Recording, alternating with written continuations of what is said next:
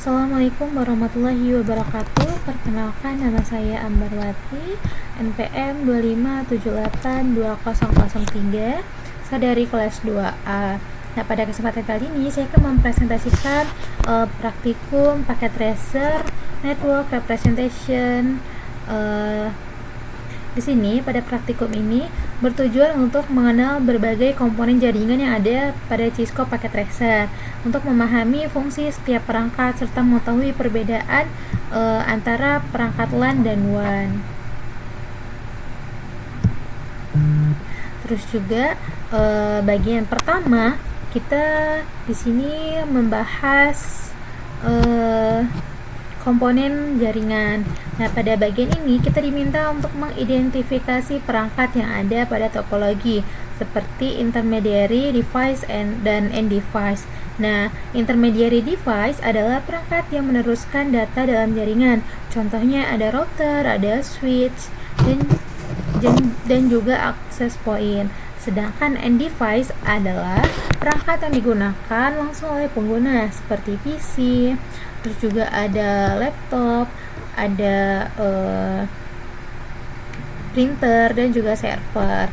Nah, selain itu kita juga diminta mengenali berbagai media koneksi seperti kabel Ethernet, fiber optik, serial, maupun koneksi nirkabel atau wireless. Nah, di bagian kedua ini kita membahas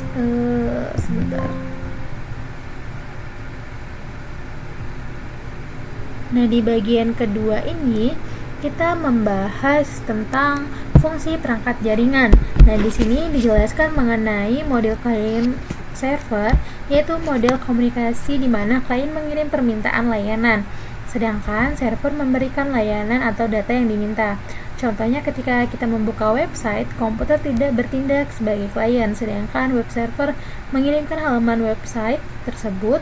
Selain itu, perantara memiliki fungsi untuk menghubungkan perangkat, mengarahkan paket data ke tujuan yang benar, dan menentukan jalur terbaik agar komunikasi berjalan dengan baik.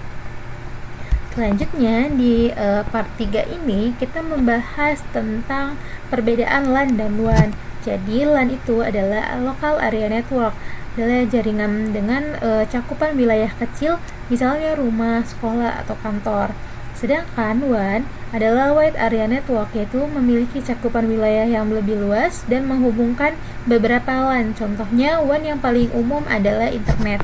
Nah, pada bagian ini dijelaskan juga bahwa pengguna rumahan biasanya terhubung ke internet menggunakan Wi-Fi, fiber optik, atau data seluler. Sedangkan perusahaan umumnya menggunakan koneksi yang lebih stabil seperti dedicated fiber, MPLS, atau laser line.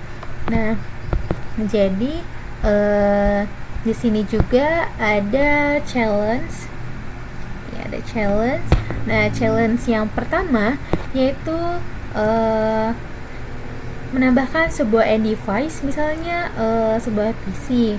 Nah, kemudian menghubungkannya ke salah satu jaringan LAN menggunakan kabel yang sesuai. Nah, setelah terhubung, perangkat tersebut harus diberi IP address, terus juga subnet mask, default gateway agar dapat berkomunikasi dengan perangkat lain. Untuk memastikan koneksi berhasil, kita dapat melakukan pengujian dengan menggunakan perintah ping. Selanjutnya di sini ada challenge kedua, yaitu menambahkan sebuah intermediary device, terus juga seperti router atau switch dalam jaringan. Nah, setelah dipasang, perangkat tersebut perlu dikonfigurasi agar dapat meneruskan data antar perangkat. Hal ini menunjukkan bahwa perangkat jaringan tidak cukup hanya dipasang, tetapi juga harus dikonfigurasi sesuai kebutuhan jaringan.